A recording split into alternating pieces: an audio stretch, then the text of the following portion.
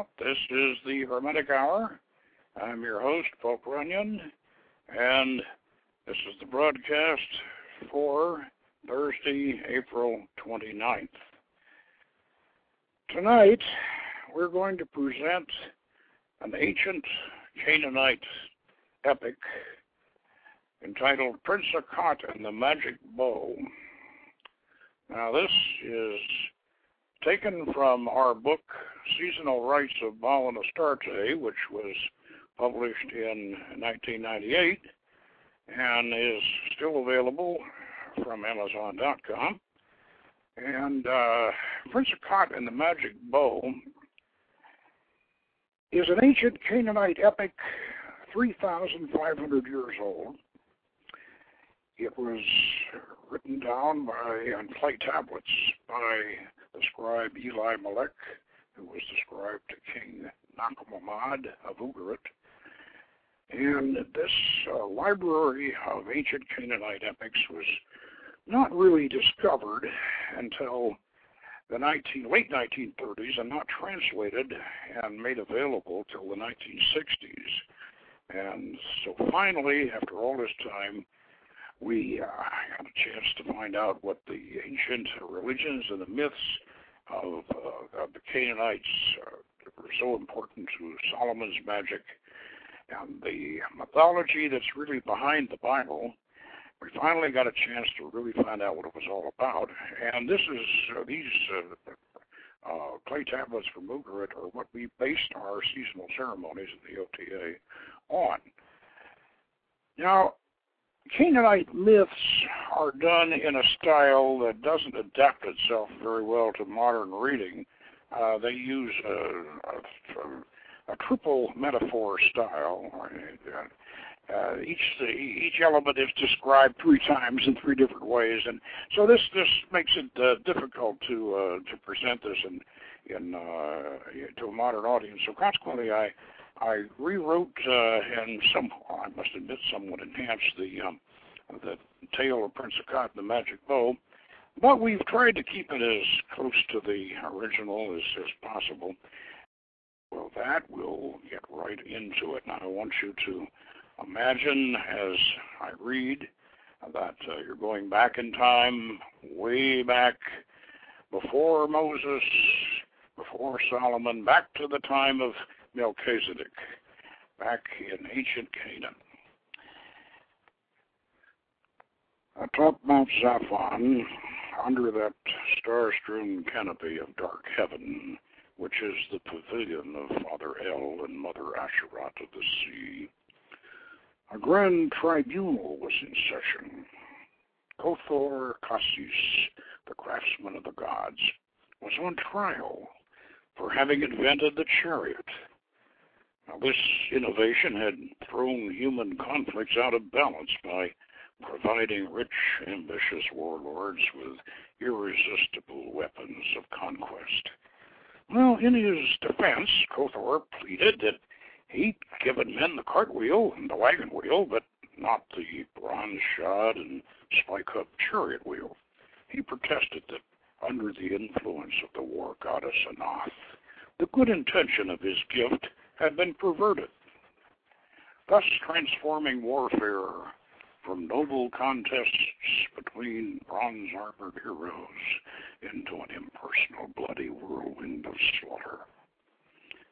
Father El, the compassionate, gently reminded the clever Kothor that his earlier invention of writing had resulted in mankind's losing the necessity to memorize those things that were worth knowing, and ever since that advancement, people had had to relearn the same hard lessons over and over. Aqhat, the goddess of healing, agreed, and she agreed that chariots had made warfare a curse upon the land, and she pleaded with Father El to simply forbid armed conflicts among the peoples. Now El, the kindly god, recalled to her that men and women had been given free will and were masters of their own destiny. Oh, they must themselves slay Anath's birds of war, the eagles of pride, the hawks of hatred, the vultures of greed, and the ravens of guile that she sends to perch on their shoulders, the All-Father declared. Lady Asherat, eternal mother of all, nodded in solemn agreement.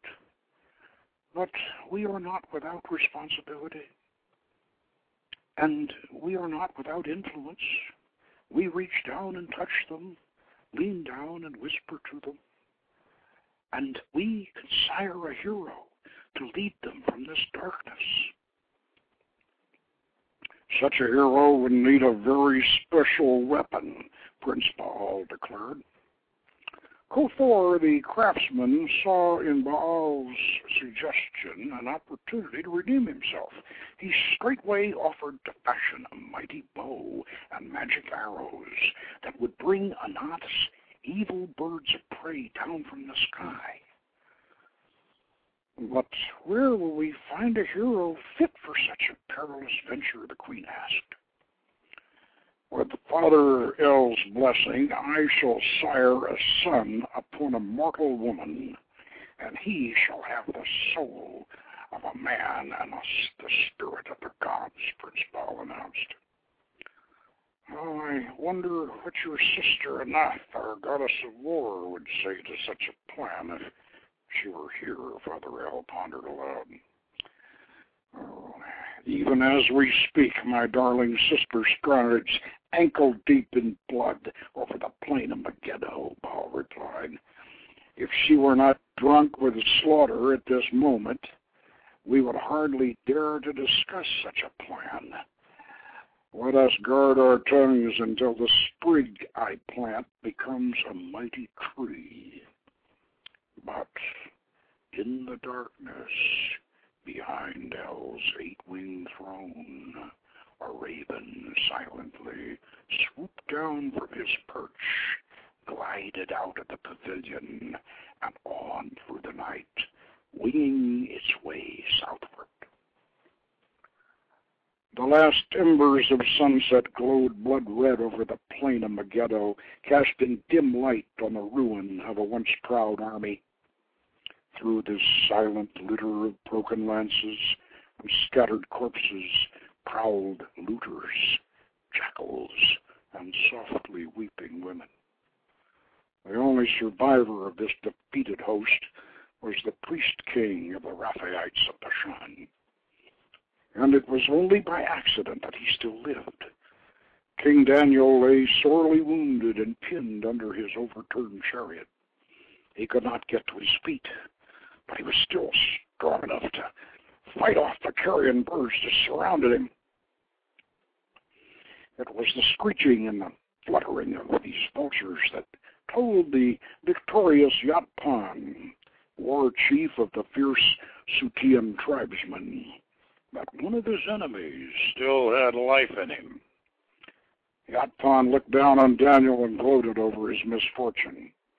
He drew his sword, and he was about to kill the stricken and immobilized king when a sudden gust of wind arose.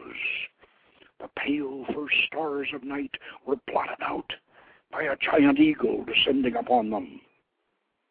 The outspread wings of Shumal, the mother of eagles, became the war cloak of the goddess Anath.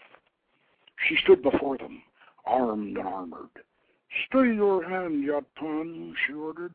"This Daniel is beloved of my brother, Prince Baal." She looked down upon the king.